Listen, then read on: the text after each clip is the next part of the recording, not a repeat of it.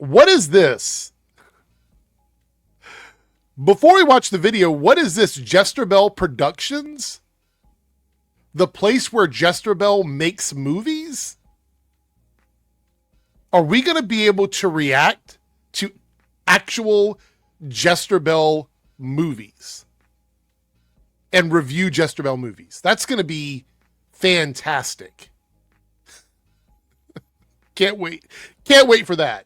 The Odyssey was made to tear down males, not men, males. So weird. And preach at you again. Now, I don't think she's seen the movie yet. I could be wrong. Maybe she's going to jump in this video and go, I saw the movie already.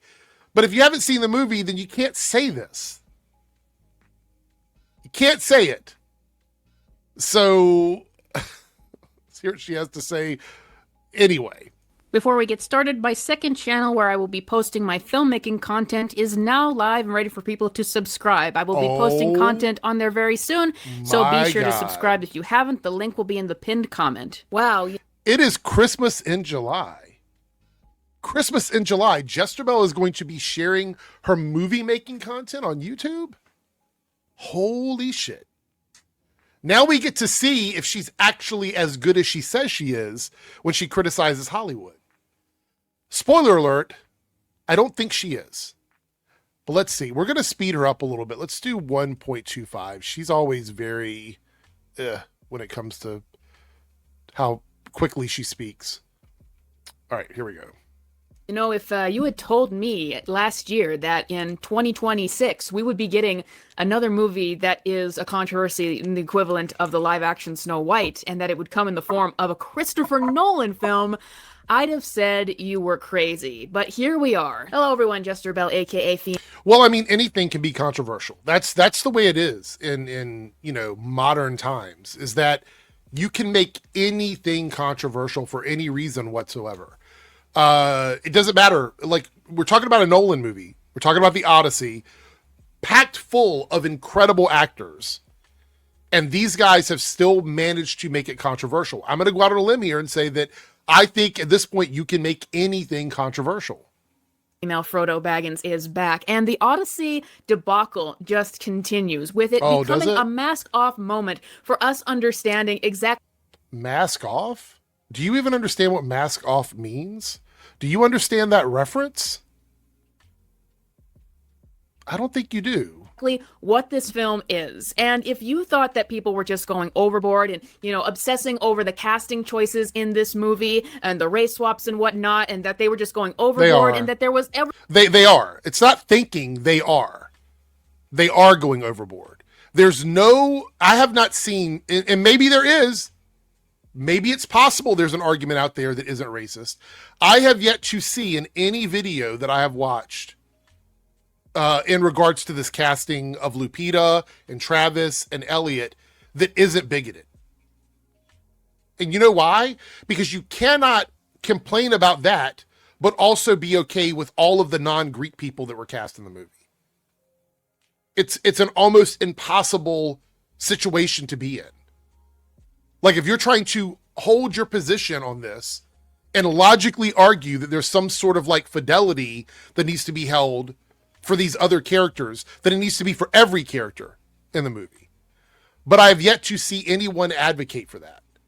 Therefore, it is always racist, it's always bigoted, it's always overboard. Every reason to believe that it was just a minor thing and that overall we were getting a great Christopher Nolan movie. I think that you would be wrong, because we got a look at the red carpet the other day as the movie premiered. And Right. So here we are again doing this shit where you look at interviews, you look at red carpet, you look at earned media, you look at all these things before you watch the fucking movie. So your statements about what the movie is in this regard are probably going to be wrong. But on top of that, like we saw with Supergirl, none of the criticisms about anything regarding Supergirl affected the quality of the movie. None of those like pre-criticisms of the film, because you hadn't seen the film at that point, so it's pre-criticisms of the film. None of those made any sense because it didn't factor into the quality of the movie. and some first reviews from influencers, which I think is odd because first they said that they weren't going to have influencers watch the movie, but then clearly they got the social media reactions out and they were all insanely praiseworthy. They were critics and actual people in the industry. They weren't influencers. You complete idiot. Which is what always happens with social media reactions. So it seems like they did go to the influencers to advertise this film. But yeah. So you don't understand the difference between an influencer and an industry critic. You don't understand the difference between that? Like I was saying, if you were in any kind of denial over this film, everything that they show of this film, from every trailer to every little bit of marketing, just makes the thing worse. On the red carpet for this movie, when they were talking about the film, most everything about it became about what message the movie is trying to say. Emma Corrin, who plays Cersei in the movie, got on the carpet and was talking about, how this movie talks about the vilification of women in the past. History. So here's the issue I have with this. And moving forward, I'm going to bring this up whenever we watch these videos. Cherry picking clips while not showing other clips in the marketing is a big, massive red flag. It's a massive red flag. Because what you're doing is you're going, this is all the marketing is. These like 3 or 4 clips, while ignoring all the other clips out there that are not this. Now, I'm not even saying there's anything wrong with this. Like, I'm watching these with you guys for the first time. But I'm saying, like, if you're pretending this is everything the marketing is, then you're just trying to create a narrative. Women have been vilified, whether you're a midwife, whether you're, a herbalist, whether you're a healer, whether you're just in tune with the moon, like... I'm sorry, what? Whether you're just in tune with the moon, like... In the past, women have been vilified for being in tune with the moon. She's talking about the witchcraft stuff. Do you remember that when women were accused of being witches for literally all kinds of reasons that had no basis in reality? Do you not even bother to look up some of these things before you make your videos? Because these are edited videos. Like here, we're doing it live. Yours are scripted, edited videos. You could literally look these things up. Or do you know that your stupid audience is not going to know what that is? And therefore you can play stupid with them.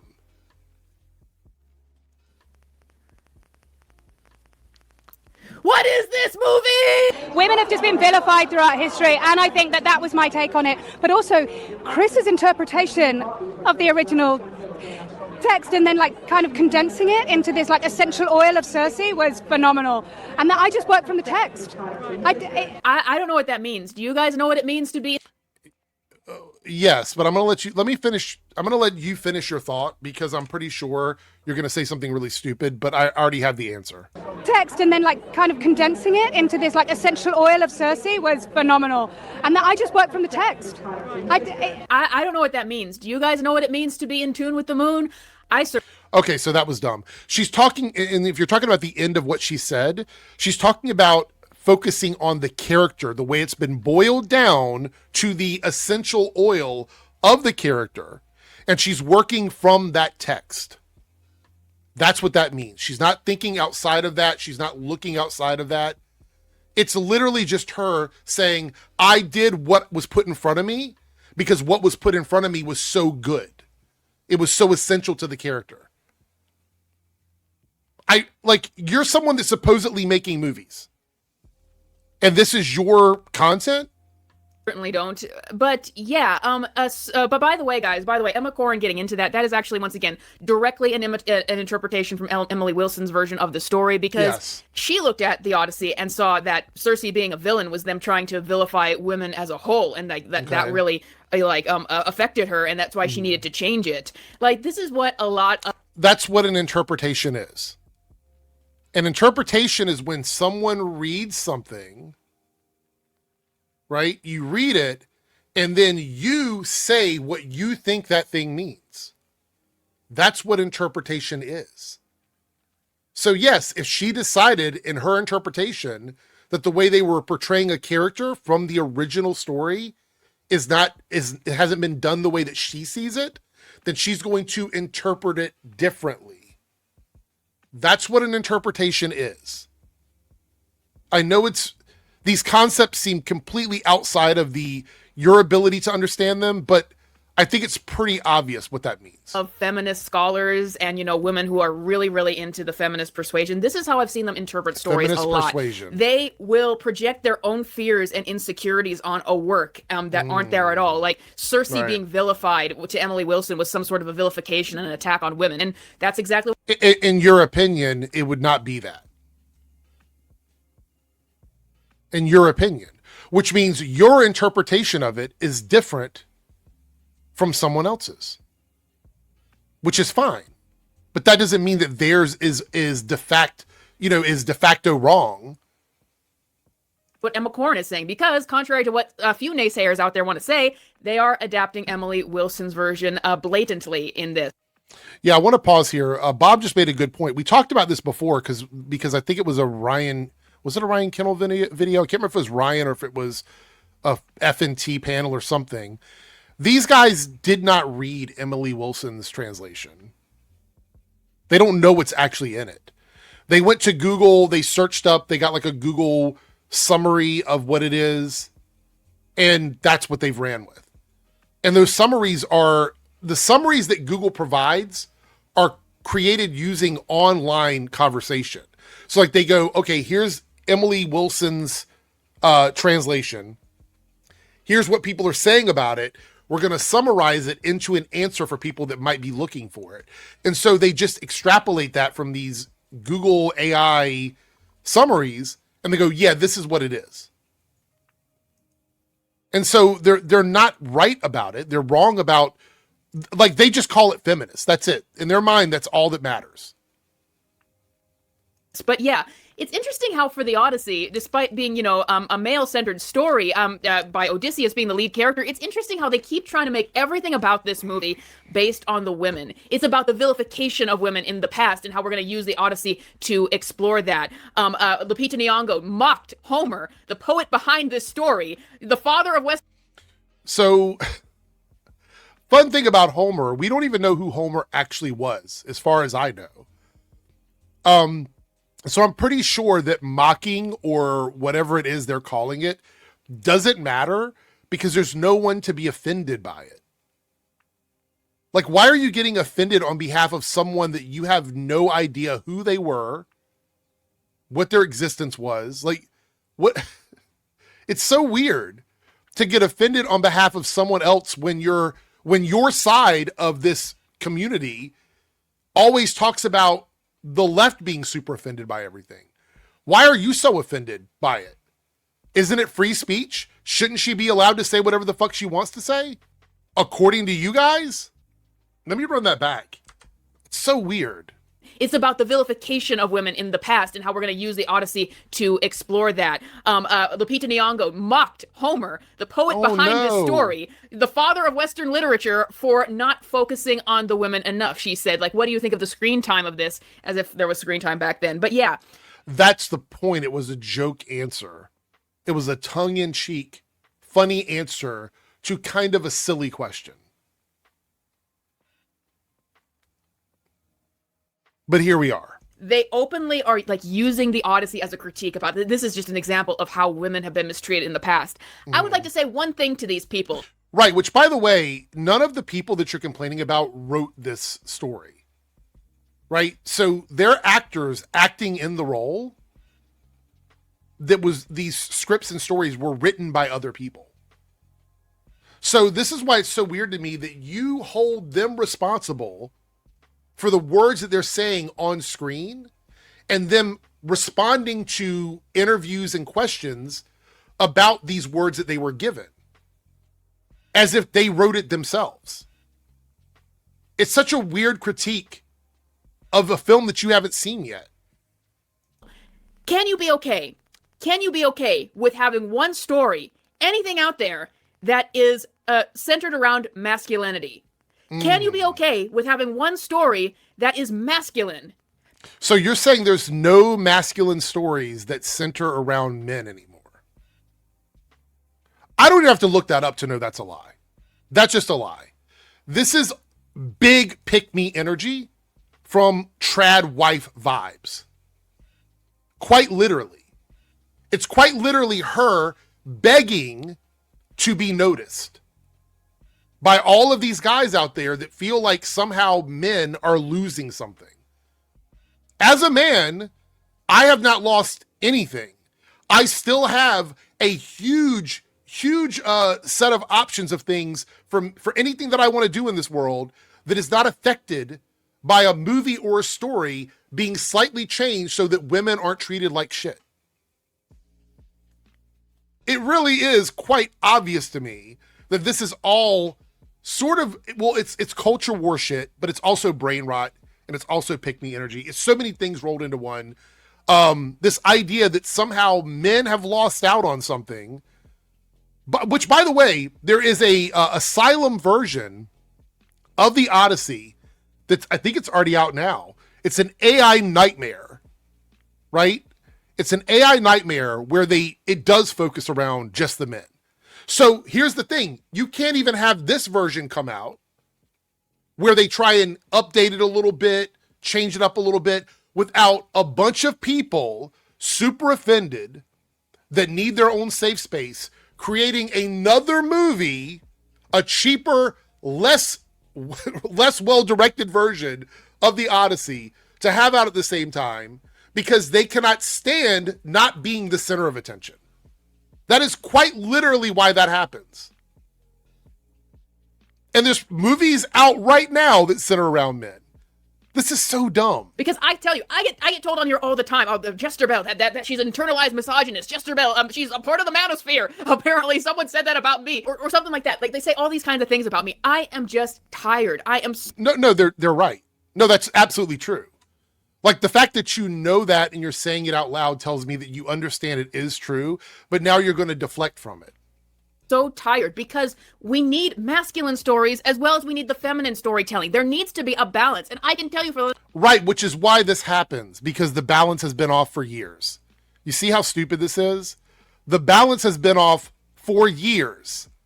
There's always been more masculine male-led movies historically than anything with women. So when you say balance and then you act like it's out of balance now, it's still not even equal yet.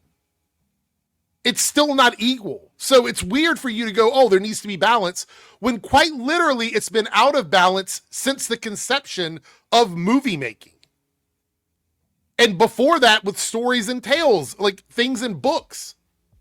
So it's really weird for you to go balance when it's not in balance. In the last 10 to 15 years, every story has become feminized. Not I was every just talking story. with Not every story. That's hyperbole. Sister Bell the other day about this, and she brought up, and I had already been thinking it, that Toy Story is an example of a brand that used to be for boys. It was centered around a boy playing with toys in the way that a young boy would, mostly male toys. There was a masculinity to the character of Buzz, and that he was assertive and bold and all of that, and that got gradually stripped away, where all of a sudden the toys now belong to a little girl. So give me an example of the slippery slope here, without a break in the chain. What is the problem with this? Like, if you're saying this is an issue or a problem, if any of these guys say this, then what is the slippery slope? Where do we go? Like, lead me from this to some issue. Like, what is the ultimate issue, and what is the problem with any of this? I would love to know, because I have a feeling there's no consistency in that chain, and they never give examples. They go, this thing is bad, but then can't articulate why. Why? Why is it bad? You're telling me that this thing is this and saying it's bad, but you're not giving examples of why it's bad. So what I would love to do is, when we hit play on this, I would love for Jester Bell to explain why there's an issue with stories changing over time and deviating from what they were originally. Anyway, let's see if she can articulate the slippery slope on this. And then the next movie gets rid of Woody and writes him out of the story, and before you know it, we're on Toy Story 5, where Jessie is in Woody's original role. Woody and Buzz get sidelined, as do the other toys, and it's about two little girls playing with toys now. Like, that's just an example, and we've talked about it so much with all of Disney. So what's wrong with two little girls playing with toys? You haven't articulated the slippery slope. What is it? What's the issue? Is there a problem? Like, what's going to happen? Is it just fear mongering? Are you just fear mongering and going, leaving it up to the person listening? Here's this thing. Oh my God, it's the worst thing ever. And then you let the viewer decide what that worst thing is. These male skewing franchises becoming feminized and becoming, where it's women led now and all of. So Toy Story was a male skewing franchise. Last time I checked, it was made for children. Last time it was a children's franchise. Those kinds of things. Like, it's everywhere. There are barely any major masculine brands anymore coming from Hollywood because... Really? Are you sure about that? Are you sure about that? I don't have the meme ready. The goal is always the same. Let's feminize this story. So guess what? It's not revolutionary to look at the Odyssey and say, well, look at us. We're doing the feminized version of the story. Because that's what this is. It's not that Homer didn't greatly focus on women in the Odyssey. Athena is like literally the... Okay. So if Homer did focus on women and the women are talking about focusing on women, then why is this one a problem? So if you're going to argue that Homer's story represented women well, then there shouldn't be an issue with women being represented in the movie. So what's the problem? What's the issue? Person who is controlling everything in the Odyssey. So it's not true. What they're really doing here is they're trying to rewrite history. They're trying to emasculate the male characters right. and the story at large. And they're trying to feminize everything. This is all a part of their agenda. So what is the agenda leading to?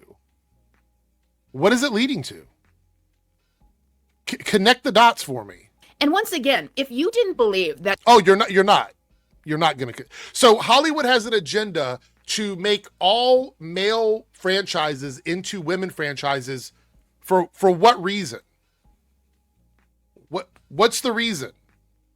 This is exactly what this movie is all about. Well, keep listening to what they're saying on the red carpet and keep listening to what the early reactions of this movie were saying. That's what you want us to do. I will not. I will go see the movie and then I will decide if I like it or not after I see the movie. Because that's what normal, rational people do. We had two actors, one of them being Tom Holland, who talked about how this movie is just so relevant and what it says in regards to modern times. No, I didn't study it at school, but I did know the story. It wasn't until I got the job that I read the script and I dove into the poem. And what I found so amazing about the poem is how accessible it is and how topical it is. It feels super relevant to today. That should be a warning sign for anyone. They are... Why? Why would there be why is there an issue with reading something from history, reading a mythological story from the past, whatever it might be, a poem, anything that from like 100 years, 1,000 years ago, whatever, and going, wow, it's crazy to me how relevant it is to what's happening now. What's the problem with that? What is the issue with it?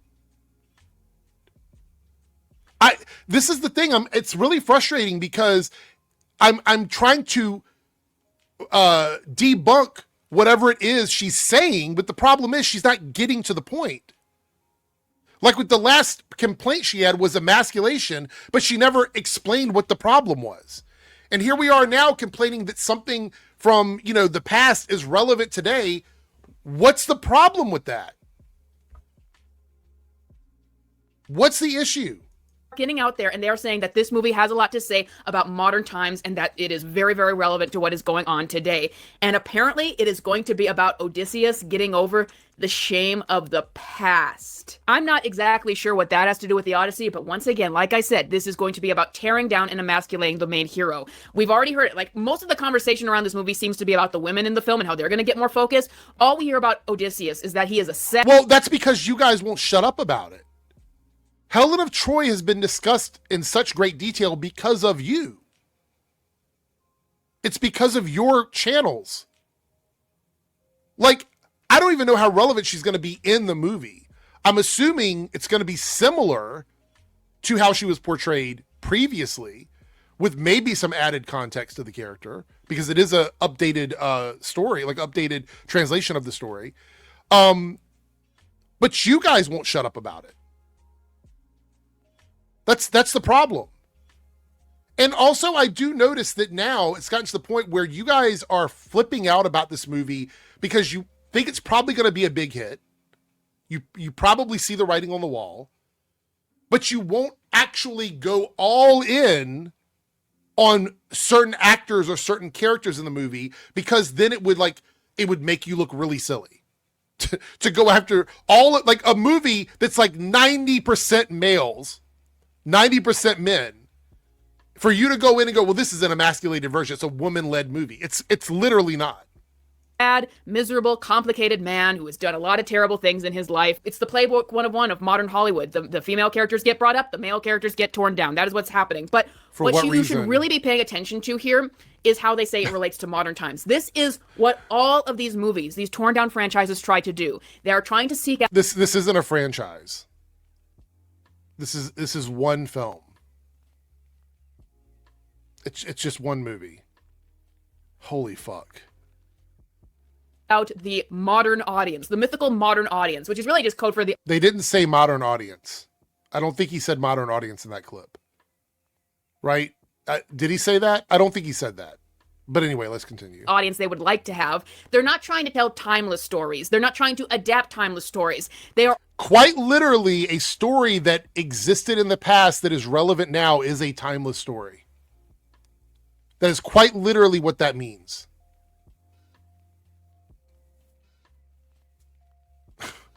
always focused on where we are now. Sorry to bring up Star Trek randomly in the middle of all of this, but that is a good example of it. Star Trek used to be hopeful of the future.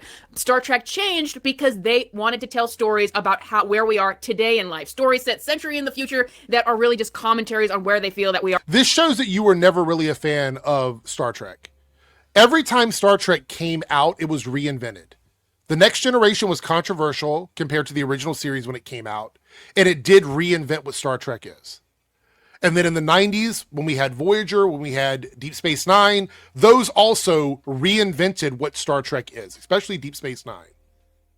And then we move on to the movies, because we could talk about Enterprise, but we move over to the J.J. Abrams films. Those reinvented what Star Trek is. You pretending like Star Trek was always just the same thing from the original series all the way to 2017 means that you didn't give a fuck about Star Trek in the beginning. Are right now. So this is what is really going on with the Odyssey. And like I said, those influencer reviews, we got it again and again and again. There are no influencer reviews of the Odyssey out right now. There are none. They're all critic reviews. Again, and they kept saying stuff like it reinvents the story for modern times. It respects Andrew the original. is a critic. Well, I haven't seen any respect for it, but let's just go forward. They say that Nolan respects the original, but reinvents it for modern times and a modern audience. All I had to hear was that. All I had to hear is that is being reinvented for a modern audience. So y'all get triggered. It's a trick. Like you have so many trigger words. Like somebody asks you what your pronouns are, you get triggered. Modern audience, you get triggered.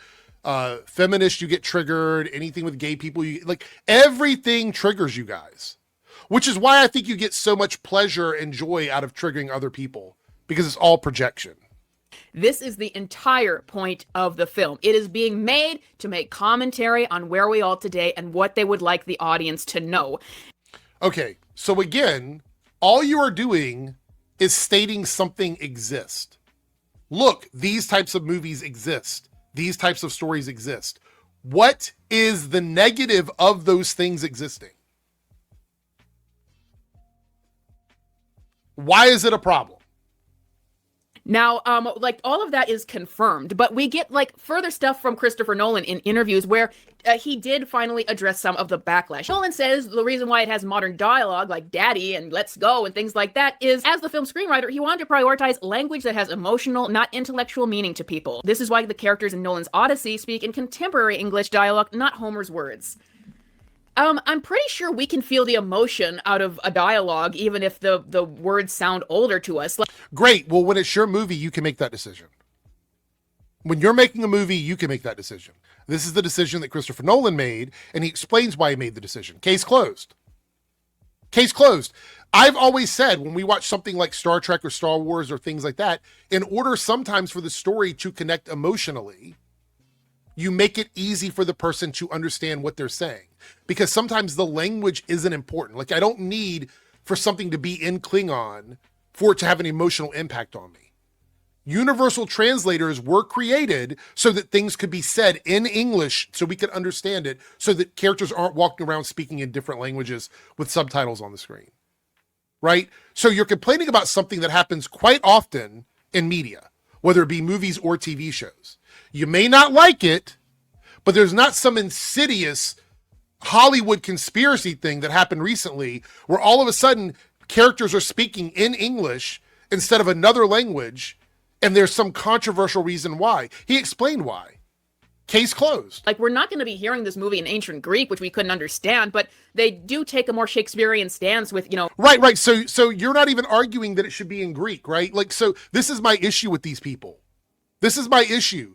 If your problem is that they're changing something from the original source material, but then you give an excuse for why certain things can be changed, but then other things can't, you have already compromised your position. You've already said that there are standards I'm willing to allow to change that are okay with me. So if you're like, yeah, we wouldn't understand Greek, so it would be in English, Shakespearean English. So your issue isn't that it's in English, it's that it's in a English that people speak now, opposed to one they spoke during the era of Shakespeare. So you've already conceded that you're willing to adapt the material. It's just you don't like the way he's adapting it. And that's totally fine, but that doesn't mean there's something wrong with it or that it's some conspiracy theory. Interpreting these things, because that sounds more grandiose and that sounds like it's of a more ancient time to us. It's not about getting everything exact. It's just about creating the illusion to us. So while it's understandable to change to a different language in order so that we English speakers can understand it, to say that it needs to be in 21st century 2020s English so that we prioritize it having an emotional meaning rather than intellectual meaning, that doesn't make any sense to me. It makes perfect sense. And the fact that it doesn't make sense to you is just because you are unable to process it, or you're again speaking to the stupidity of your audience. Speaking of that, if this happens, come back and tell me about it and go, yeah, this is why it was stupid. But I highly doubt that what Nolan meant is they're going to be talking about looks maxing and stuff like that. I highly doubt that's what he meant. But this is the hyperbole that so many people want to push out there because they know that the reality is it is not this. And in order to get people to hate something, you have to make up a reason why. Let's continue. At all. And once again, this is the guy 1 second was saying that he wouldn't allow the composer of this movie to have an orchestra because it wasn't there in ancient Greece. But now he's saying that he needs to give it contemporary dialogue, so we prioritize it. So in other words, you were okay with the fact that you're okay with the fact that he wanted to make changes that were historically accurate with this mythological story, but some of the other changes he made you didn't like. It's almost like it's just your opinion. It's almost like it's just an opinion. Emotional meaning rather than an intellectual one. That's another little clue about what we're getting with this movie. It's not about the intellect behind the story. It's about the emotion. I hate to say this. This is going to sound incredibly sexist of me, but this also sounds like an attempt to feminize the story based on him saying, oh my God.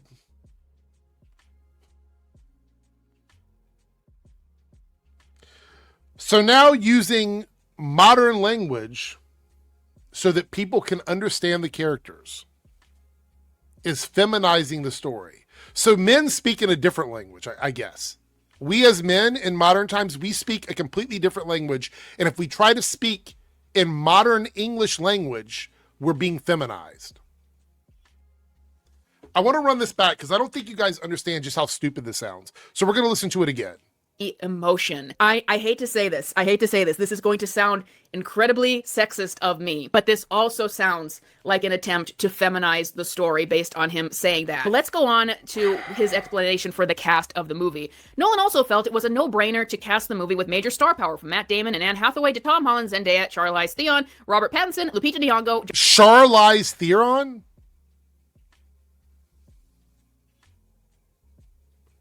Charlize.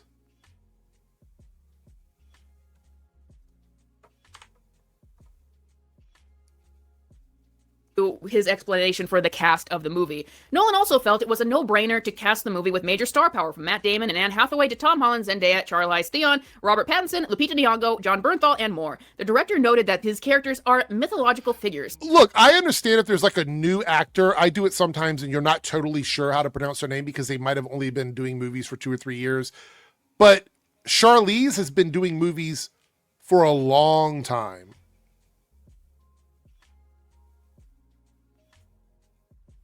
Iconic in some ways, so I wanted to cast it big, get the finest bunch of actors, because their familiar faces would help a contemporary audience feel at home.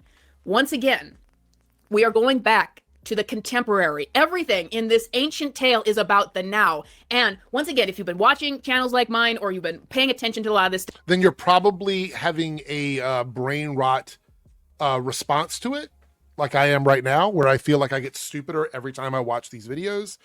But here we are. Yeah, if you've been watching channels like hers, which she's again putting herself in that manosphere, right, with all the brain rot, outrage, flop watching channels, of course you're going to be on the same page because they all say the same thing. Stuff. This is a lot of modern ideology. Everything is in the now. You're telling a story like Star Trek that is centuries in the future, that was supposed to be from writers imagining what a positive future could look like. No. Right, because we don't know what the future is. So anybody that's writing it is imagining it. That's why it's going to be different for everybody. No, now they recontextualize it. Now it's about the now. Now it's about using something like Star Trek as a progressive narrative to say things about the current day, because progressivism is not currently about looking towards the future. It's always about focusing on the now. So everything Nolan says, it goes back to the emotion and it goes back to... Does she think she's cooking with this? Everything is contemporary. Everything in this ancient tale has to be about where we are today, even like the dialogue of the movie and the casting. But I kind of call crap a bit on what he's saying here, because he's like, I wanted to cast the finest actors today, and that's why we have the actors that we do in this movie. Okay. Ladies and gentlemen, Elliot Page ain't the finest actor we got today. Let's be... Oh, of course, the trans person. Right. I forgot. I completely, because you had gone so long in the video without being transphobic that I forgot that Elliot was even on your radar. So you're cherry picking again. You're looking at one actor in a large group of actors and going, this one person, in my opinion, isn't a fine actor. And they just happen to be the trans person.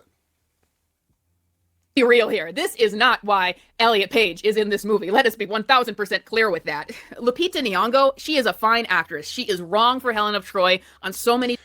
Based on what? Her skin color? If you said she was wrong because she's not Greek, and everybody in the cast is wrong because they're not Greek, I would say fair enough and I would move on. But that's not the argument we're having. Lupita is better in terms of like accolades and acting than a lot of the other people on screen with her. Different levels, though. I'm sorry to offend Tom Holland, but also he hasn't been able to make a success of himself outside of Spider-Man. No offense, I hope he does a great job in this upcoming movie, but that's just the facts. He is not the finest actor today. Neither is Zendaya. As good as she looked on the red carpet, she is not right for Athena. So let's get this right. The trans person, the two women of color, and the Spider-Man guy. Those are the ones where she's like, oh, these are the ones that are the bad ones. You know why? Because she doesn't really watch a lot of movies. That's the thing about Jester Bell. If you ever watch like her worst movies list or whatever, she doesn't watch a lot of movies. She pretty much just watches the big tentpole movies and the controversial ones. So a lot of great acting just goes right by her because she doesn't even look outside of the car that she's in. She doesn't get out of the car and look around. She's just on that same road, doing what she has to do to make slop content for YouTube. John Bernthal, also, I think he's best known for The Punisher. Again, another MCU actor. And you're not telling me that you couldn't find actors and actresses who are intensely skilled who would fit the look of the character. Like, there are a million... So what's the look? We're talking about Greek people. It's not just a look. Reducing Greek ethnicity to a look is pretty fucking bigoted, in my opinion. They just need to be white. That's really stupid. million highly skilled Caucasian female blonde actresses. There we who would go. look There like we Helen go. Of Troy. There we go. You want the movie version of Helen of Troy. You want the movie version. You want the one that you saw in movies or the one that you have seen in your head. You don't want the actual Helen of Troy. You want the one that you would like to see. And that's the thing that's breaking you down, is that Nolan has cast someone outside of what you consider to be attractive. That's why you're doing this. If you put her in that role. So yeah, I'm calling it on all of this stuff. There were far more actors for this movie that would have been far more skilled on it. There were far more actors and actresses who were far more. And when you're making a movie that the studio is paying you money to make, and you're spending all this money out there, and you want to cast who you want to cast, then you can do that. This is Christopher Nolan's movie. He decided to cast who he wanted to cast, and he believes that they are the best for the role. And the really crazy thing is all of these influencers, not influencers, critics that have seen the movie, have said that the movie is really good and that everyone does a good job. So unless the movie comes out and the only bad actors are the ones that happen to be the actors that you're criticizing, then all of this is for nothing. Skilled for these roles. So this is just ridiculous. And I want to note about this movie. Apparently both Leo DiCaprio and Christian Bale passed on this role. And all these major actors were passing on Odysseus, so Matt Damon took it. I'd love to find out the history of that. I would love to find out, because it seems like there might be a reason why they passed on this role. You would love for it to be a reason. Matter of fact, if the movie comes out and it's really good and they still release like a hit piece on the movie saying this is why XYZ passed on the movie, you will be the first one to cover it. As Matt Damon is evidently playing an emasculated Odysseus. Oh, and based on what? Based on what information? What proof do you have that he's playing an emasculated version of Odysseus? look at that. We also got confirmation that Travis Scott is going to have a rap song playing at the end credits of this film, because everything... Wait. Did he say rap song or did he just say original song? For those curious, in addition to his role as the bard, Travis Scott has a new original song that plays during the Odyssey's credits. James Blake takes the lead on vocals, so it's not Travis singing, it's James Blake, and it's so it's not a rap song. It's not a rap song.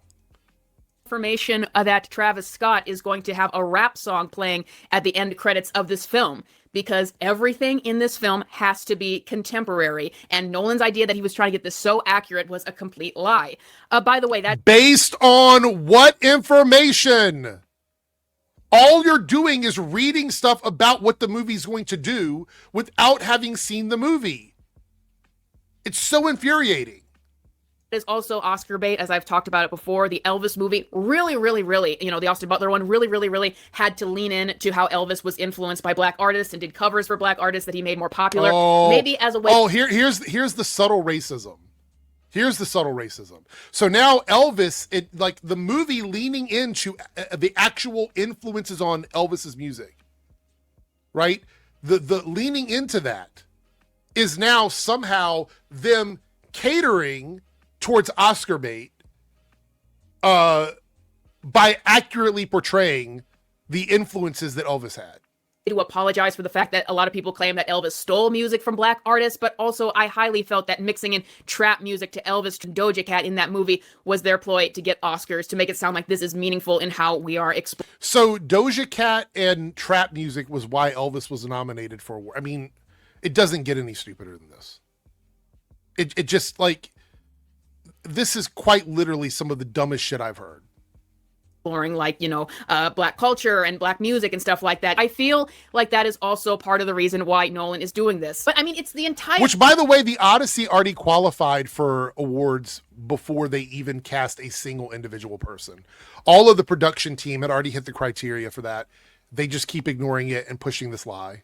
Reason, I'm still going back to, I 1000% believe he wants Oscars for this. Part of how you get Oscars is you have to convince the people that your movie has something important to say. And that is what Nolan is doing with this movie. This is not his attempt at telling the Odyssey as an epic on screen for the first time ever. So what you would have to do here, see, this is the kind of shit that really gets under my skin. What you would have to do now is prove to us that this is why Nolan is doing it. I don't want your speculation on it. I don't want your hearsay on it. I don't want he said, she said. Prove to me that Nolan is doing all of this as an accredited filmmaker who has made some of the best movies of all time in his career, decided that with this one movie that y'all are mad they cast a black woman, a black man, and a trans person in, prove to me beyond a shadow of a doubt that the reason why he's doing all of this is because he wants to get awards. Ever. What he's doing with this movie is he is using the Odyssey, just like so many other times. We've seen so many other IPs and classic stories used as vessels to preach modern day messaging. And that is exactly. But you can't, but see, this is where the slippery slope thing doesn't work. You'd have to connect the chains. Why is Christopher Nolan doing it? Why would he have to do it? Why would he have to do it? This is an incredibly talented filmmaker who doesn't listen to the studios, has a history of doing his own thing. He's actually put pressure on studios before. There's literally no proof, not even one example of Christopher Nolan doing anything remotely like this. What Nolan has done with this film. They have said it as much on the red carpet, and they are saying it in the early reactions for this film. This movie was made to use the Odyssey to preach modern day values, and that is what you see when you are going to watch it. It was made to. So what is the problem then? Again, another problem that you're introducing with no explanation and no solution. The problem-centric formula that you guys have is so infuriating. Anyone with fucking half a brain could see right through this. You have how do I put this? Is there so many stupid and racist and bigoted people in this world that listen to this kind of garbage and are just okay with being lied to? People tune into Jester Bell because they want to be lied to. They want to be misled. They want to be told that there are problems and things where there are no problems. Is that why people watch this shit? Quite literally, you could sit here and pause it every 10 seconds and she said something dumb, she's lied about something, or she's misled you. It's so infuriating.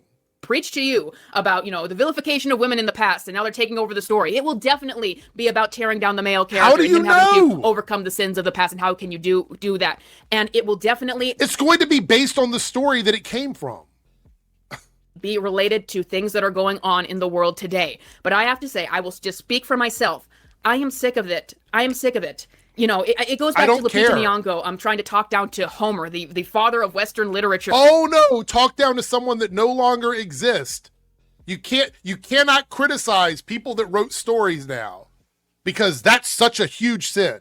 While you sit in your videos day after day criticizing James Gunn, you're criticizing Christopher Nolan here, but apparently there's some people that write stories that are off limits. Some of them are off limits, but other ones aren't. So the hypocrisy is crazy. About supposedly not including enough women in his story. It's ignorance and it's arrogance, and it's so out of touch with the audience. Ignorant and arrogant. Quite literally look in a mirror. Audience. I am so tired of people from Hollywood needing to preach to me about the way things need to be, and you're trying to. Then stop watching the movies and live your trad wife fantasy. It's quite easy. Stop watching the movies and just go on living in the ignorance of trad wifeness. The trad wife experience, whatever that is. Impart to me their wisdom on the world. I have had it for the last 10 to 15 years of Hollywood types trying to preach at me with their demented ideology rather than just tell a story. Because guess what? I don't think that it's good to tear down male characters. I don't think it's good to feminize everything. I think you need a balance. I think that you need to have feminine. And there's no balance. I think we've reached the end of this video. She's just going to go on and keep repeating herself here. Number one, there's no balance. There hasn't been balance in ages. Men have always been the primary lead characters in movies and stories. Women have been relegated to supporting characters or love interest or damsel in distress. The thing is, the balance doesn't exist. So she keeps talking about balance. There is no balance. You're pushing back against the attempt to balance things. That's what you're doing. And typically when people do this kind of pick-me stuff, they're doing it as self-preservation. Jester Bell is afraid that if somehow men end up getting pissed off enough at women wanting equal and fair balance, that she will be targeted because she is a woman. So in order for her to protect herself, she has to support all of the manosphere stuff, because then she can go, look, I was one of the good ones. So when you go after women, remember that I was supporting you. Remember that I was the one that was in your corner. And that way it protects me from anything that's going to happen to the women that they go after. That's why she does this. This is why her content exists. Because she likes being in the position she's in, and she's trying to defend herself. She's trying to protect herself. It happens in the gay community. It happens in the trans community. It happens in all different communities. The pick-me's typically do it because, one, they benefit from the status quo because they can do what she's doing, make money off of it. They benefit from that. The status quo on social media is this grifter shit, this media grifter shit. The second is preservation and defense. And that's what she's doing here. She doesn't want to be one of the people that gets swept up in all of this. I can see right through it. And it's pathetic. And you have to lie, you have to scam, you have to mislead, you have to do all of these things in order to push your narrative and agenda, all while you're pointing at people on the left and directors and writers and people in Hollywood who are going, hey, we want to write stories about reality today. And so now you're pointing at them and going, no, no, no, no, you can't do that. You can't do any of that because we like the way things are now. So you defend that. It's crazy, it's sick, it's gross. And this is the kind of content that she makes. That's it. It's garbage.